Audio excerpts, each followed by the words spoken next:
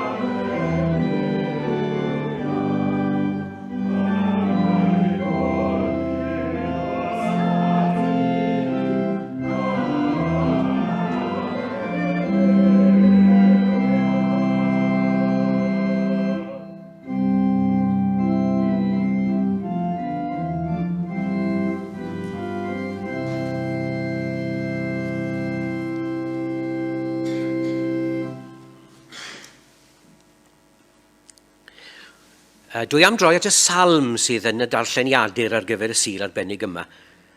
Ddim yn aml I ni'n clywed y salmau'n cael ei darllen. A mae hon yn salm addas ar gyfer y sul arbennig yma, dwi'n credu.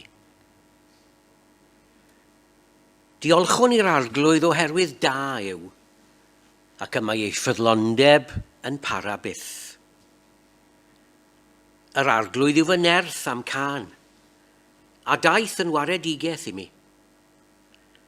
Clywch gan gwaredigaeth ymhebyll yr ei cyfiawn. Y mae deheilawr arglwydd yn gweithredu'n rymus. Y mae deheilawr arglwydd wedi ei chodi. Y mae deheilawr arglwydd yn gweithredu'n rymus. Nid marw ond byw fyddaf. ac adroddaf am weithredoedd yr arglwydd. Disgyblodd yr arglwydd fi'n llym, ond ni roddodd fi yn nwylo marwolaeth. Agorwch byrth cyfiawnder i mi, a dofynna i mewn a diolch i'r arglwydd. Dyma borth yr arglwydd, y cyfiawn a ddaw i mewn drwyddo. Diolchaf i ti am fy ngwrando a dod yn waredigaeth i mi. Y maen a wrthododd yr adeiladwyr a ddaeth yn brif gonglfaen. Gwaith yr arglwydd yw hyn, ac y mae'n rhyfeddod yn ein golwg. Dyma'r dydd y gweithredodd yr arglwydd, gorfoleddwn a llawen hawn ynddo. Ti yw fy niw, a roddaf ddiolch i ti. Fy niw fydd yr chafaf di. Diolchwch i'r arglwydd, oherwydd da yw, ac y mae ei ffyddlondeb yn para byth. A byddai bendith Duw ar y darllen a'r gwrando o'i air. Amen. Wel, diolch yn fawr iawn am y croeso. Cynnes arferol, mae'n braf cael bod gyda chi, ac yn arbennig cael bod gyda chi ar fore Sul y Pasg. Yn falch iawn o gael bod yma. Fel o'n i'n dweud yn y stafell cyn dod mewn, mae'n anodd iawn gwrthod Michael, chi'n modd pan mae'n ffonio. Ac oedd ar y ffôn a medde fe, un oedfa Sul o'n i'n neud nawr, a wedodd, gan mai dim ond un oedfa Sul chi'n neud, mae'n 3 gyda chi Lenny. So. OK, Michael, iawn. Felly, ond mae'n braf cael bod yma gyda chi a pas capus iawn i chi gyd. A gobeithio newch chi fwynhau, gewn ni fendith gyda'n gilydd yn yr oedfa, gobeithio gewch chi fwynhau hefyd yn dros yr wyl arbennig yma. I ni am ganu ymhellach emyn 545. 545. Dyrchafodd Crist o waelod bedd, goriwch y nefoedd wen, lle'r eistedd ar oseddfa'n cedd a'i goron ar ei ben. 545.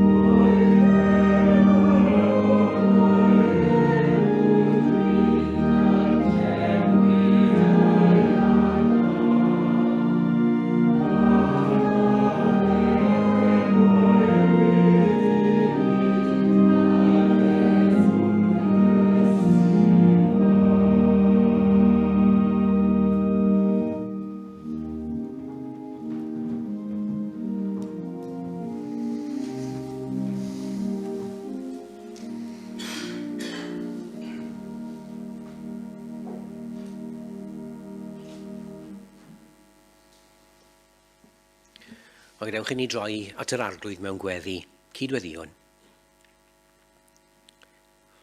Braint a hyfrydwch unwaith eto o arglwydd yn Duw yw cael dod at yn gilydd. Diolch i ti a bob cymell ac arwain a thywys a phrocio, a fi arno ni ddod yma y bore yma.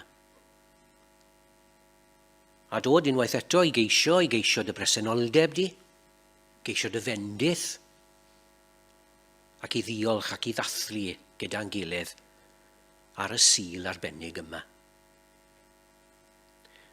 Helpa ni i sylweddoli dy fod ti gyda ni unwaith yn rhagor. Y Dew sydd wedi addo ble bynnag yma i, hyd yn oed 2 neu 3 wedi dod at ei gilydd ydi enw yno y byddantau hefyd. Ac yn ni'n deheu unwaith eto'r bore yma am gael darganfod ag osrwydd di yn ein plith ni yma y bore newydd hwn. Wrth gwrs, ni'n gwybod y fod ti'n dduw sy'n llon pob lle ac yn bresennol ym mhob man. Ond eto i gyd ni'n gorfod cydnabod bod yn ffordd ni o fyw, ein prysurdeb, ein concern am gymaint o bethau mewn bywyd bob dydd, ein awydd i fwynhau i'r eitha, bod y cyfan yna'n gallu dy ddieithrio di ac yn gallu dwthio di i gyrio'n bywyd. Maddau ni am hynny.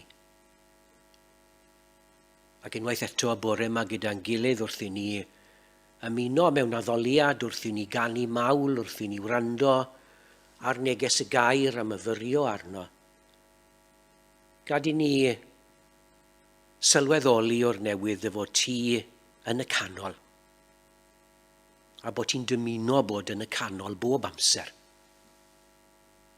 Ac wrth i ni adael y lle yma'r bore yma, boed i ni geisio mynd ath bresenoldeb di gyda ni, bod yn ymwybodol o'th bresenoldeb di yn ystod y gweddill o'r dydd heddiw, ac yn wir ymlaen i'r wythnos newydd yma sydd yn agor o'n blaenau.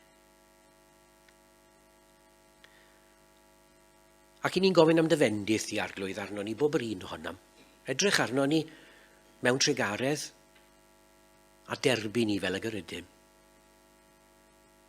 Pob un ohono ni'n dod gyda'i bryder, gyda'i angen, gyda'i dristwch, gyda'i anobaith neu ansicrwydd.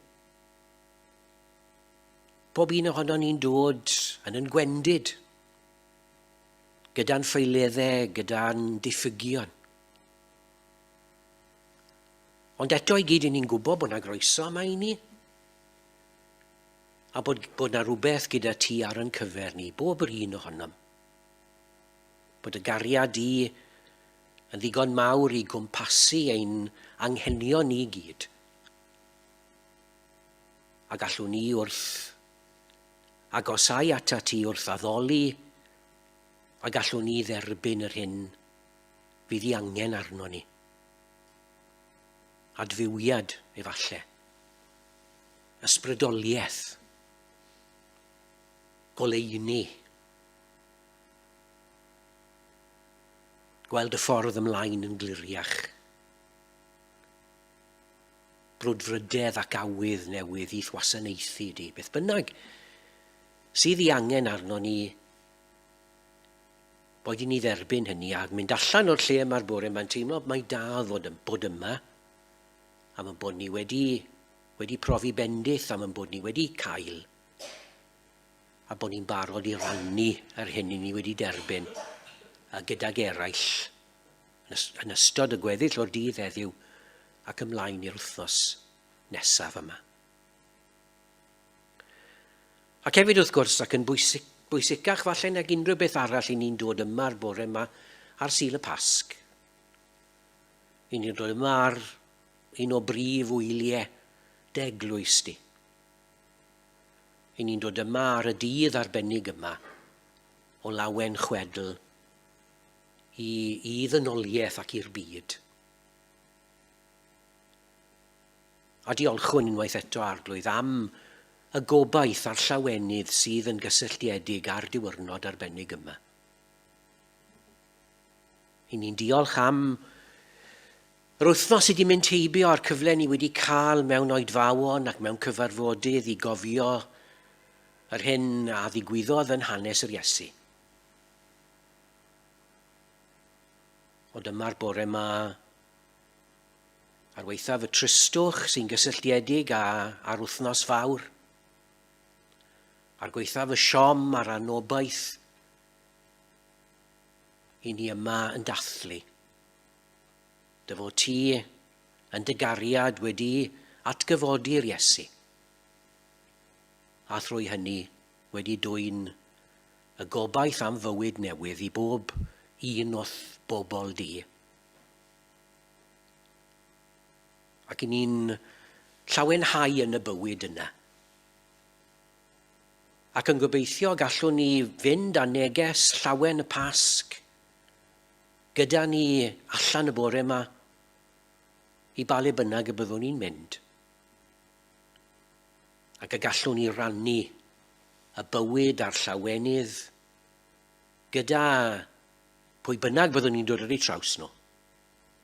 Ond yn arbennig y rai hynny sydd fydd yn teimlo bod angen hynny arnyn nhw yn eu bywyd.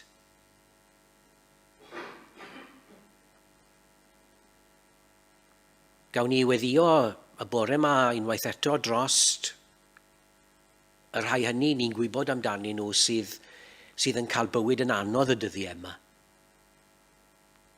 Falle bod yna ryw rai o fewn yn cylchoedd hadnabyddiaeth ni, yn deulu neu'n ffrindiau, neu'n gymdogion, neu'n berthnasau, neu'n bobl ni'n gweithio gyda nhw, sydd yn profi bywyd yn galed ac yn anodd am wahanol resymau. Cofi amdani nhw os gweli di'n dda Arglwydd. Ond diolch law popeth nertha ni gofio yn dy enw di fod yn bresennol gyda pob un i ni'n gwybod amdani nhw sydd mewn unigrwydd, mewn siom, mewn poen meddwl, mewn galar, mewn anobaith, pob un sydd yn brwydro'n galed i ddal gafel y methau gorau bywyd. Pob un sydd yn gofidio amdano nhw i hunan neu am rywun arall sydd yn agos atynt. Yn ystod yr wythnos hon, helpa ni fod yno yn dy enw di'n rhannu dy gariad, yn rhannu dy gysur, yn rhannu dy oleuni. Ac wrth gwrs unwaith eto bore yma ni'n gweddio dros yn byd ni. Y byd yma i ni'n clywed cymaint o'i hanes drwy gyfrwng radio a theledu a phapur newydd. Byd sydd â chymaint o angen, chymaint o boen, cymaint o drallod. Ac i ni'n gweddio a gall neges y Pasg a llawenydd a bywyd y Pasg fod yn gyfrwng i ddod â goleuni i'r byd ni ac arwain pobl ein byd ni o'i trallod a'i tristwch i adnabyddiaeth newydd ohono ti yn Iesu Grist. A ble bynnag y bo gwrthdaro ac ymladd y bore yma, ble bynnag y bo newyn a syched, ble bynnag y bo anghyfiawnder, ble bynnag y bo clodi, bydded i'th bobl sydd yn dioddau, wybod o'r newydd, amdana ti athgariad mawr yn Iesu Grist. A bydded i'r cariad yna i ysbrydoli hwy a'n ysbrydoli ninnau i weithredu drostynt, i sicrhau y nef newydd a'r ddeiar newydd yna. Yr oedd Iesu yn deheu am ei weld. Yr oedd ef yn barod i farw mwyn i dwyn i fod. A thrwyddo ti fe atgyfododd gan ddwyn y bywyd newydd yna i'n byd. Bendithian ni felly a bydd gyda ni, wrth i ni ofyn unwaith eto yn enw ac yn heiddiant dy fab a'n harglwydd Iesu Grist. Ar hwnna'n dysgodd ni, i weddio gyda'n gilydd.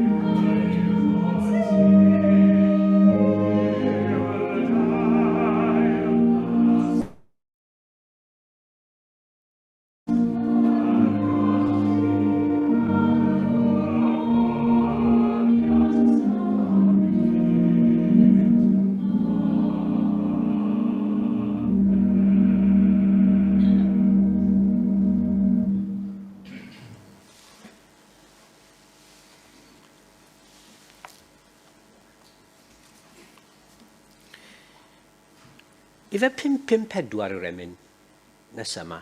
O, reit, oce. 554. Gorfoleddwn Iesu mawr am y dydd y torodd gwawr. Bywyd newydd aeth i ni wedi conquest Calfari. 554.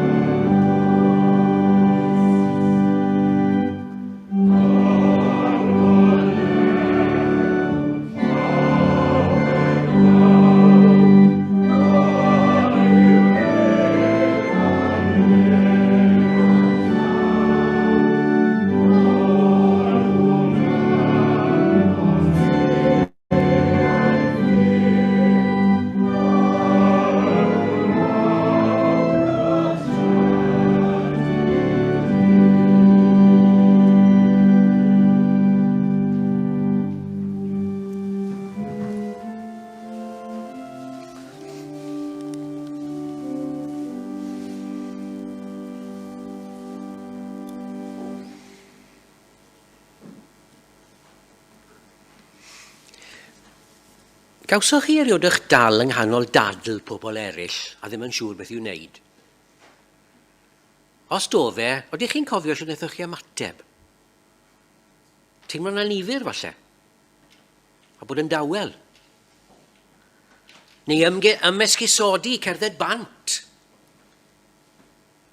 Wnaethoch chi drio ymyrryd a newid y pwnc? Neu jyst gadael i'r peth redeg i gwrs? Yr unig beth fydden ni yn dweud gobeithio bod chi ddim wedi cymryd ochr. Os mae yna sawl ffordd posibl o ymateb yn dos dim sicrwydd pa un sydd yn iawn. Ac wrth gwrs mae'n mynd i ddibynnu lot ar natur y ddadl. Nawr mae un o storiau enwoca Sul y Pasg yn y Testament Newydd yn dechrau gyda Iesu yn camu mewn i ddadl rhwng dau berson arall. Dau deithiwr. Sôn ydw i wrth gwrs am y stori yn Efengyl Luc am y stori y cerdded i y maes fel mae'n cael ei alw. Stori gyfarwydd, stori hyfryd. Enghraifft wych meddwl rhywun o stori fer.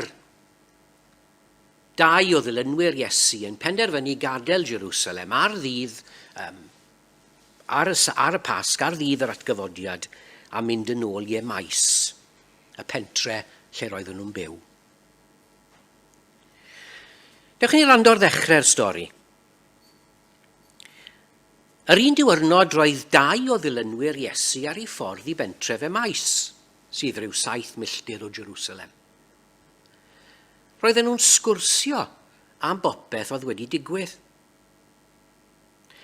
Wrth i'r drafodaeth fynd yn ei blaen, dyma Iesu'n dod atyn nhw a dechrau cerdded gyda nhw. Ond oedden nhw ddim yn sylweddoli pwy oedd am fod Duw wedi rwystro rhag ei nabod e. Gofynnodd iddyn nhw, a beth dych chi'n dadle gyda'ch gilydd? A dyma nhw'n sefyll yn stond. Nawr ddim bod sylwoch chi ar y geiriau gwahanol mae Luc yn ei defnyddio yn yr agoriad syml yna wrth ddisgrifio'r siarad fi rhwng y ddau. Mae'n dechrau yn mae'n dweud bod y ddau yn sgwrsio. Hynny yw, nhw'n cael chat bach gyda'i gilydd. Rhywbeth rydyn ni gyd wedi gwneud wrth gerdded gyda person arall siŵr o fod. Ond erbyn yr adnod nesaf, mae wedi cryfhau ychydig bach. A mae Luc yn dweud fel hyn, wrth i'r drafodaeth fynd ydi blaen, nawr mae'n debyg fod y gair Groeg mae Luc yn defnyddio fan hyn yn golygu anghytundeb, disagreement. Hynny yw, yr awgrym yw fod y chat wedi troi yn rhywbeth bach mwy difrifol. Bod y gres falle wedi codi rhywfaint. A'r lleisiau falle wedi codi hefyd. Ond erbyn y frawddeg nesaf, mae Iesu'n gofyn iddyn nhw am beth dych chi'n dadle a'ch gilydd. Hynny yw, ystyr hyn yn llythrenol, yw mae'n debyg yw beth yw hyn i chi'n taflu at eich gilydd. Hynny yw, oedd geiriau cryf yn cael eu cyfnewid erbyn hyn, ond na gwmpo mas go iawn yn digwydd rhwng y ddau. A mae hynny fel petai'n cael ei gadarnhau gan y frawddeg ola glywson ni gynne. Dyma nhw'n sefyll yn stond, medde Luc. Hynny yw, mae'n amlwg i bod nhw wedi ymgolli mor llwyr yn y ddadl fel i bod nhw heb sylweddoli fod rhywun arall bellach yn cerdded gyda nhw ac yn clywed beth o'n nhw'n dweud. Dewch nôl at y stori. Dyma Cleopas, un ohonyn nhw yn dweud, mae'n rhaid mai ti ydy'r unig berson yn Jerusalem sydd ddim yn gwybod beth sydd wedi digwydd y dyddiau diwethaf yma. Gwybod beth, gofynnodd? Wel, yr hyn sydd wedi digwydd i Iesu o Nazareth, medden nhw. Roedd yn broffwyd i Dduw ac yn siaradwr gwych, ac roedd pawb wedi weld yn gwneud gwirthiau ryfeddol. Ond dyma'r prif offeiriaid a'r arweinwyr crefyddol eraill yn ei arestio a'i drosglwyddo i'r Rufeiniaid i gael ei ddedfrydu farwolaeth, a'i groeshoelio. Roedden ni wedi gobeithio mai fe oedd y Meseia oedd yn mynd i ennill ryddid i Israel. Digwyddodd hynny echdoi. Ond mae yna fwy. Yn gynnar y bore yma, dyma rai o'r merched oedd gyda ni yn mynd at y bedd lle roedd ei gorff wedi cael ei osod. Ond oedd y corff ddim yno. Roedden nhw'n dweud bod nhw wedi gweld angylion a bod reini wedi dweud wrthyn nhw fod Iesu'n fyw. Felly dyma rai o'r dynion oedd gyda nhw yn mynd at y bedd i edrych. Ac roedd popeth yn union fel roedd y gwragedd wedi dweud. Ond welon nhw ddim Iesu o gwbl. Nawr fel gyda llawer o storïau Luc yn yr Efengil, mae Luc yn gadael i'n dychymyg ni i lenwi'r bylchau. Pwy oedd y ddau yma? Pam i bod nhw wedi gadael Jerusalem os oedden nhw wedi clywed fod Iesu'n fyw? Beth oedd achos y ddadl yma rhwng y ddau? Mae Luc wrth gwrs yn enwi un ohonyn nhw'n diwe, Cleopas, medde fe. Nawr, yn ôl Efengil Ioan, roedd Mair gwraig Clopas, sydd ddim yn anhebyg i Cleopas, yn un o'r rai oedd wrth y groes. Felly, mae'n deg tybio bod hi a'i gŵr yn agos at Iesu. Ac yn nes ymlaen yn y stori hon, stori'r cerdded i Emais, ceir awgrym clir fod y ddau deithiwr yn byw yn yr un tŷ yn Emais. Randwch. Pan oedden nhw bron a chyrraedd pen y daith, dyma Iesu'n dweud i fod e'n mynd yn ei flaen. Ond dyma nhw'n erfyn yn dair arno. Tyr di aros gyda ni dros nos. Mae'n mynd yn hwyr. Felly aeth i aros gyda hwy. Mae'n credu felly fod hi'n ddigon teg dod i'r casgliad. Mae gŵr a gwraig oedd y ddau yma ar y ffordd i Emais. Cleopas neu Clopas a Mair. Wel, os felly roedd Iesu'n mentro ond oedd e'n ymyrryd mewn ffrae rhwng gŵr a gwraig. Pam maen nhw wedi gadael Jerusalem? Wel, rydyn ni'n gwybod, yn ni pan dorodd y stori fod rai wedi gweld Iesu'n fyw, fe ath y disgyblion i guddio. Achos i bod nhw'n ofni beth allai ddigwydd iddyn nhw. Tebyg felly fod y ddau yma hefyd wedi penderfynu mae'r peth gorau i wneud o ddiflannu am ychydig a mynd adre. Ac eto mae'n ymddangos fel i bod nhw'n pendroni ynglyn â'r penderfyniad yma. O'n nhw'n ansicr o'n nhw wedi wneud y peth iawn. Ai dyna sail y ddadl? P'ne ddylen nhw fod wedi gadael Jerusalem a'i beidio?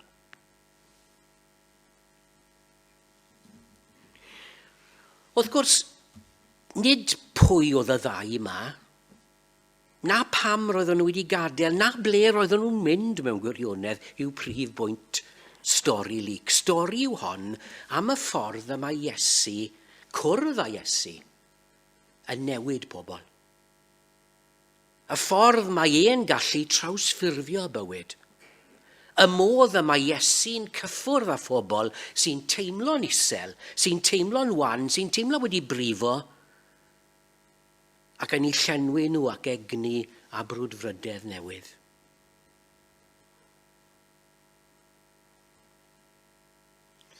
Un o'r pethau mae Luc yn dangos i ni wrth adrodd y stori yw cyflwr meddyliol y ddau deithiwr yma. Mae'n amlwg fod yna deimladau dofn iawn yn corddi yn y ddau. Oedd siŵr o fod wedi cyfrannu at y dadlau rhyngddyn nhw. Roedden nhw'n ddigalon. Roedd y tristwch i'w weld ar ei wynebau nhw, meddai Luc. Roedden nhw wedi colli gobaith. Roedden ni wedi gobeithio mae ef oedd y Meseia oedd yn mynd i ennill ryddid i Israel. Digwyddodd hynny echdoi. Hynny yw, dath dim byd o'n gobeithio ni. Ac roedden nhw'n siomedig. Roedd y gwragedd aeth at y bedd yn dweud i bod nhw wedi gweld angylion a bod y rheini wedi dweud wrthyn nhw fod Iesu'n fyw, ond pan ath y disgyblion yno, welon nhw ddim Iesu o gwbl. Digalondid, anobaith, siom, ac wrth gwrs yr ofn. I ni'n sôn am rai o emosiynau cryfaf y natur ddynol fan hyn, yndyn ni teimladau sydd mor aml yn corddi yno ni gan wneud i ni deimlo bod ni ddim yn gallu gwneud dim am y sefyllfa i ni ynddo. O'n ni'n teimlo'n ddi ymadferth, teimlo'n rwystredig, a'r cyfan wedyn yn arwain at deimladau o ddicter, o feio eraill, o isio taro nôl. A mae hyn yn wir nid jyst ar lefel bersonol, fel y gwelwn ni yma, ond hefyd ar lefel cenedlaethol ac ar lefel byd-eang.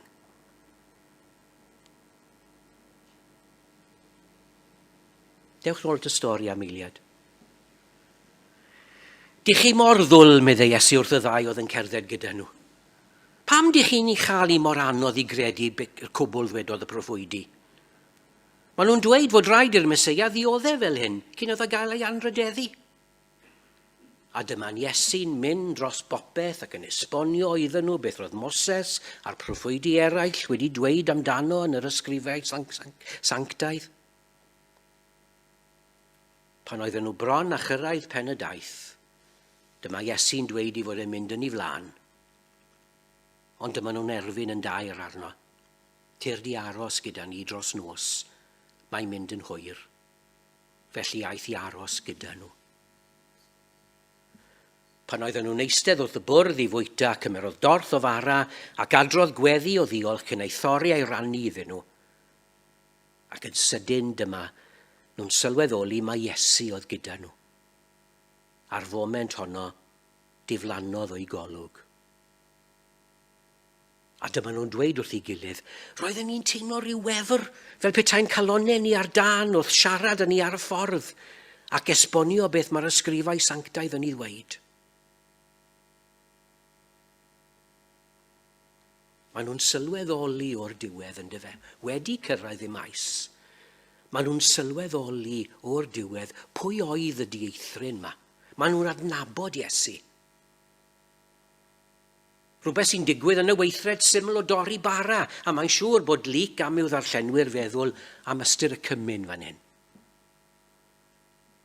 Ond y peth pwysig yw bod y digwyddiad yma yn gwneud i'r ddau anghofio eu teimladau o anobaith, ac o ddigalondid, ac o siom, a'i ofn.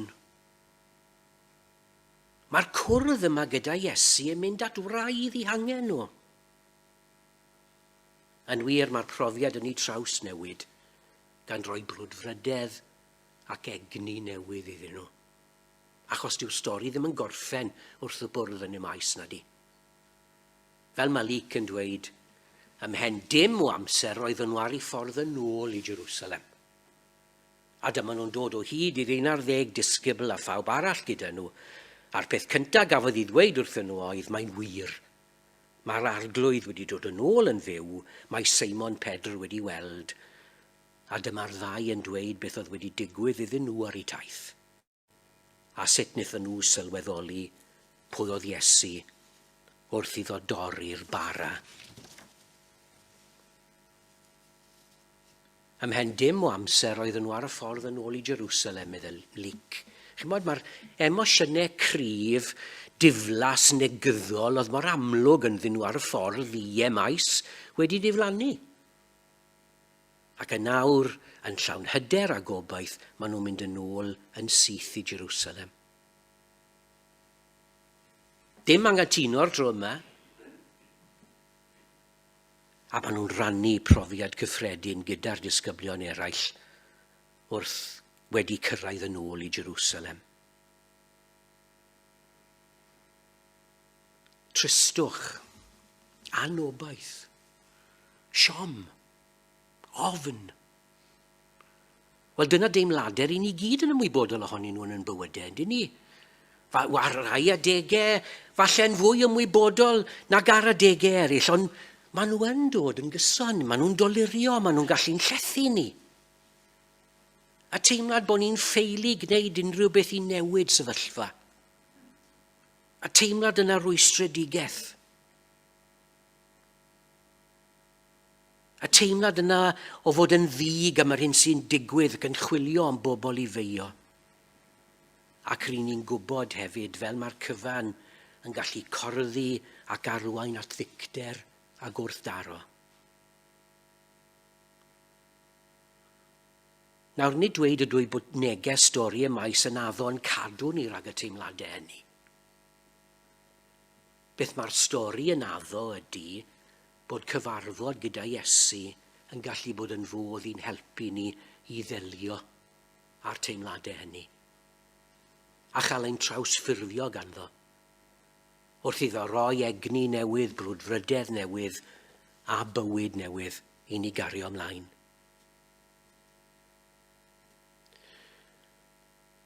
Ond sut mae gwneud hynny, medden ni? Wel, mae'r stori'n awgrymu sawl ffordd yn diwe. Fel y ddau yn stori y maes, gallwn ni gwrdd â Iesu wrth addoli. Sut wnaethon nhw sylweddoli pwy oedd Iesu wrth dorri'r bara, medde Luc. Mae pob gweithred o addoliad, o wir addoliad, yn gyfle i ni adnewyddu ein perthynas gyda Iesu. Fe ddwedodd e'n dod wrth i ddisgyblion ble bynnag, pryd bynnag, y daw pobl at ei gilydd yn fe enw i, yr wy fi yn bresennol, medde fe. Ac yn ei bresenoldeb fe gawn yn trawsffurfio, fe gawn yn ysbrydoli. Dyna pam addoli mor bwysig ynddo fe. Hefyd gellid cwrdd â Iesu medde'r stori trwy'r Beibl. Chi'n gofio'r ddau yn dweud wrth ei gilydd roedden ni'n teimlo rhyw wefr fel petai'n calonau ni ar dan wrth iddo esbonio beth mae'r ysgrifau sanctaidd yn ei ddweud.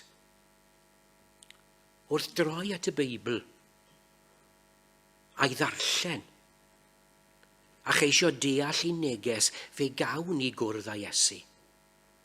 A chael yn hunan a'n bywydau wedi trawsffurfio gan y profiad yna. Ac wrth gwrs mae'n bosibl hefyd cwrdd â Iesu wrth ymdrechu fod yn ei gwmni. Fel y profodd y ddau ar y ffordd i'r maes. Nad oedden nhw'n gallu deall y peth ar y pryd, roedden nhw'n teimlo'n well o gael cwmni Iesu ar y daith. Wrth siarad a sgwrsio gyda fe deimlo nhw gwefr. Dyna pam siŵr y fod nhw mor awyddus sydd â fe aros pan gyrraeddon nhw e maes, o'n nhw ddim eisiau colli yr hyn o'n nhw wedi teimlo. A dyna'r gwir o hyd wrth gwrs mewn myfyrdod a gweddi ac wrth geisio'r munudau tawel a llonydd sydd mor bryn fel arfer mewn bywyd, gallwn ni gwrdd â Iesu a chael ein trawsffurfio gan yr cyfarfyddiad yna. Cael yn trawsffurfio. Ond wrth gwrs, dwi ddim yn gorffen fanna. Oherwydd rhan bwysig o'r broses yw yn bod ni'n dod yn gyfryngau i helpu trawsnewid bywyd a sefyllfa pobl eraill.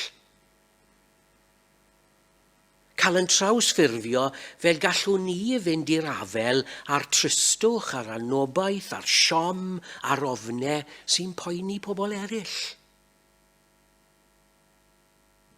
Ac yn y pen draw, wrth gwrs, bod ni'n gallu gweithio gyda'n gilydd i drawsffurfio ein byd ni. A dyna neges fawr y stori yma i fi, ydy fe, bod odi mae'r ein yn cael ei trawsffurfio. A thrwy i gweinidogaeth nhw yn ymlaen mae eraill yn cael ei trawsffurfio, ond maen nhw gyda'i gilydd yn helpu drawsffurfio'r byd, fel mae'r Eglwys wedi gwneud ar hyd y canrifoedd. A hynny trwy neges a grym y Pasg a neges yr atgyfodiad. A dyna'r hyn sydd gyda ni i'w gynnig o hyd. Y cyfle i drawsffurfio ein byd ni drwy atgyfodiad Iesu Grist. Mwyn i enw. Amen.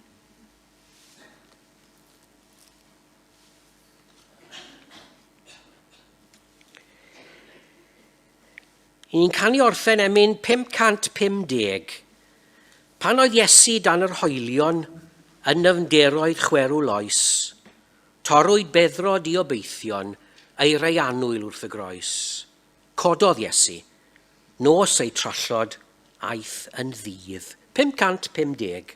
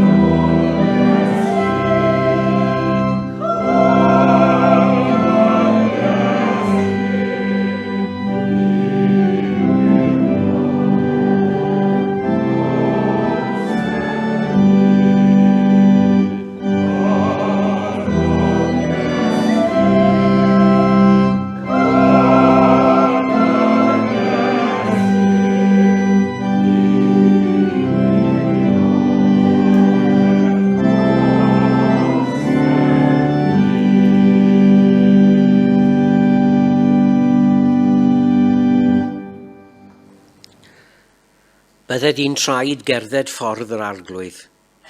Bydded i'n dwylo wneud gwaith yr arglwydd. Bydded i'n gennau lefaru gair yr arglwydd. A bydded i'n bywyd adlewyrchu cariad yr arglwydd. A bydded hedd yr arglwydd gyda ni yn awr ac am byth. Amen.